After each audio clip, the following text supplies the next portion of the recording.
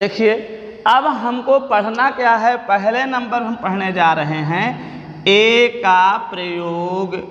क्या पढ़ेंगे? ए का प्रयोग। ए का प्रयोग कहाँ कहाँ होता है समझने का प्रयास करें।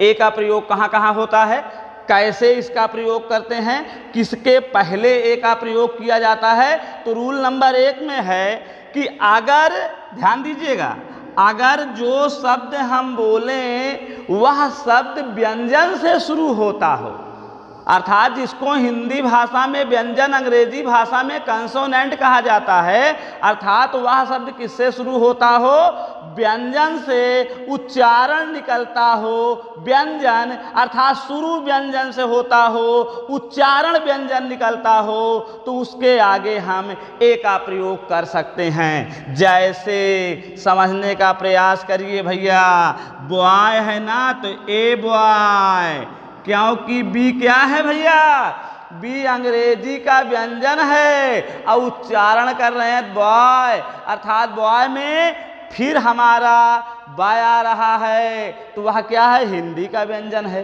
ए कैट, ध्यान दीजिएगा, ए कैट, कैट में सी क्या है, अंग्रेजी का व्यंजन है और उच्चारण करने पर काय आ रहा है जो कि हिंदी का व्यंजन है। बात आप समझें। ए डॉग, डा हिंदी का व्यंजन, डी अंग्रेजी का व्यंजन, इसलिए क्या आया है, ए डॉग आया है।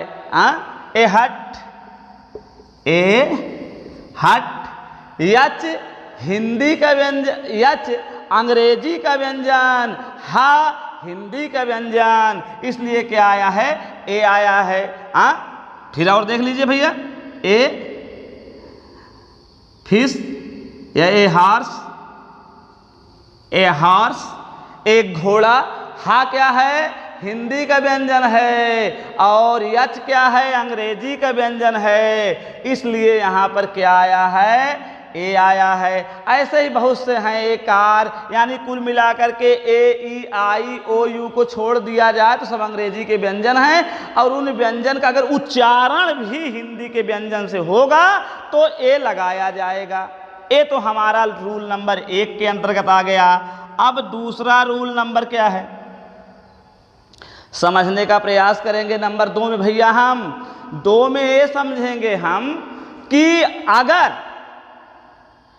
स्वर आए, अंग्रेजी क्या है, ध्यान समझिएगा, अंग्रेजी का स्वर आए किंतु उसका उच्चारण हिंदी के व्यंजन से हो, अंग्रेजी का स्वर आए और उसका उच्चारण हिंदी के व्यंजन से हो, तो वहां पर भी आप समझेंगे, वहां पर भी ए का प्रयोग किया जाता है। कैसे, यहां देखिए, यहां देखने का प्रयास करें और समझने का प्रयास करें कैसे। इस पर